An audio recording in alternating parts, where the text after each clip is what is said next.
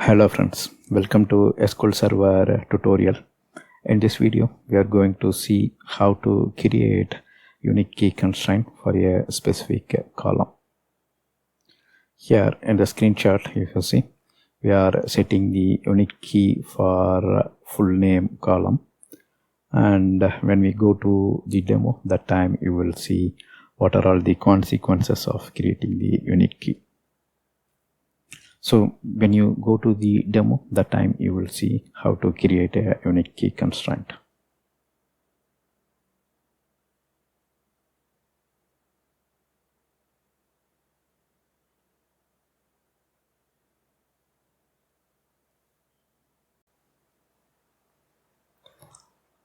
So unique key does not allow duplicate values. We already learned about primary key. Primary key also does not allow duplicate value.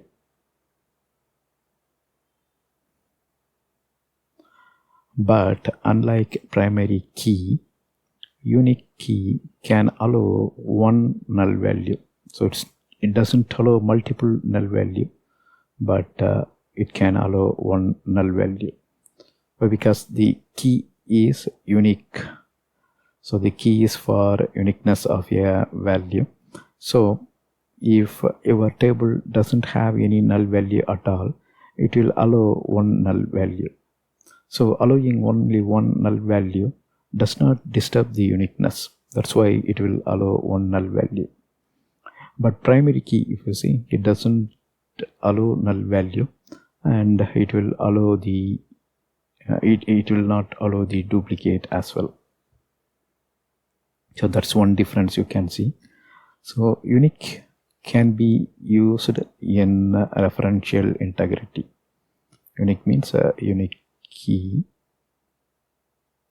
Unique key can be used in referential integrity. That means primary key, foreign key relation can use unique key column as well.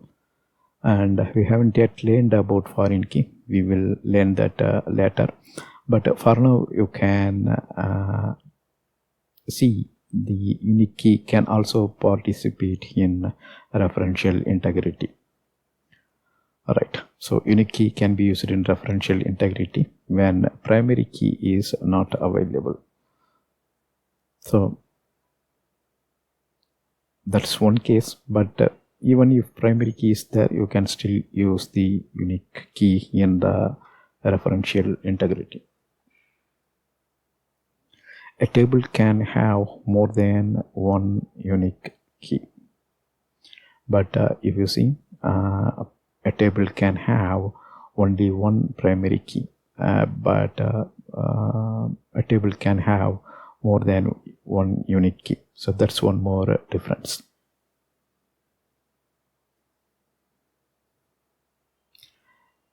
Creating primary or unique key will generate an index as well.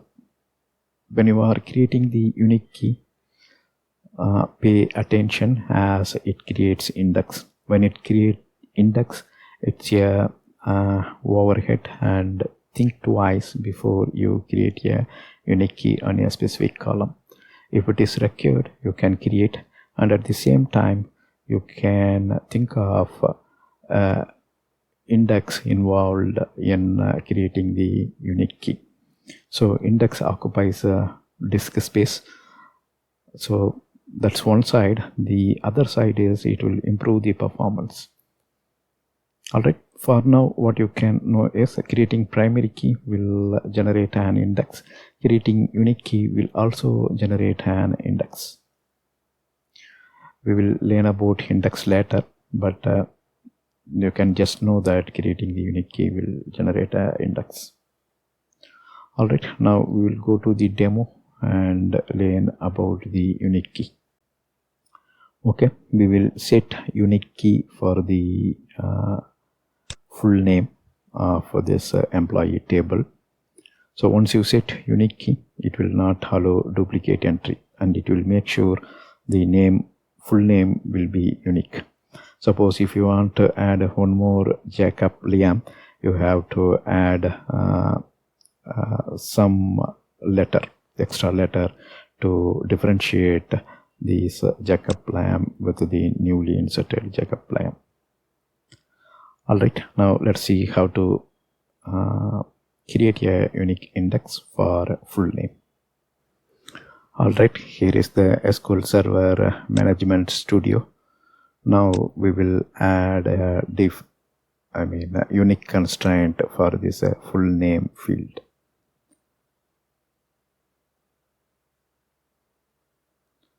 So it will be there in table designer.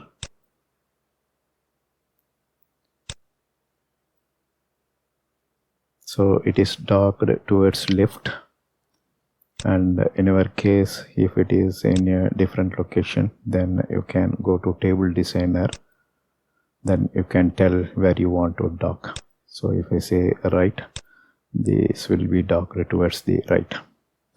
Alright, now we will bring up the design for the table, and you can see some of the buttons here get enabled. Now we will select the full name column, then we will click here manage indexes and keys. In the left pane, if you see, we already have one key called PK employee. Here you can see under the indexes there is something called PK employee. So this is primary key. So if you see, we already selected full name, and here we will click add. You can see IX employee, that's the name. If required, we can change that. Here I am changing it as unique key for, instead of employee, let's give it as full name. So here for column we will select full name. Even though we selected full name, it is not defaulting, so we are changing it as a full name.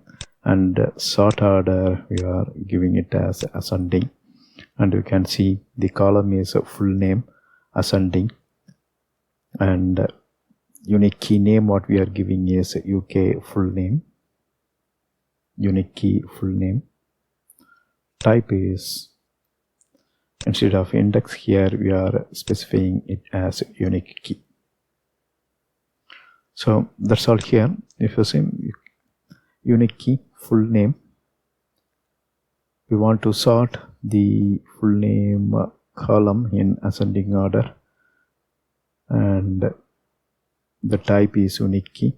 So just now we created the unique key, we can close it, and we will save this. Now if I refresh, you can see unique key is added for full name. Now when you add a row, the full name will not allow duplicate name. That means employee name should not be same for more than one row. That means there will be only one employee with a specific name. Alright, now we will go for save.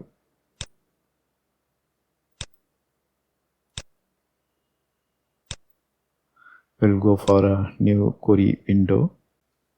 Here I'm taking the query which the insert statement which we did in our previous video. So now if you see, Andrew Hudson already exists.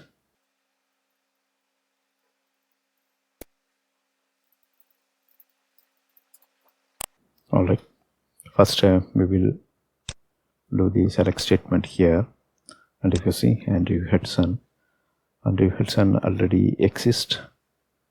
Now if I try to insert, because of a constraint, it will tell that violation of unique key constraint, full name. cannot insert duplicate key in object test.employee. The duplicate key value is Andrew Hudson. Right? So if you put 1 or 2 or Andrew Hudson T, then it will allow entering the row. So that's all here. We just now created a unique key for the full name field. So going forward, the full name column will not allow duplicate value. That's all here in this video. Thank you for watching. Bye.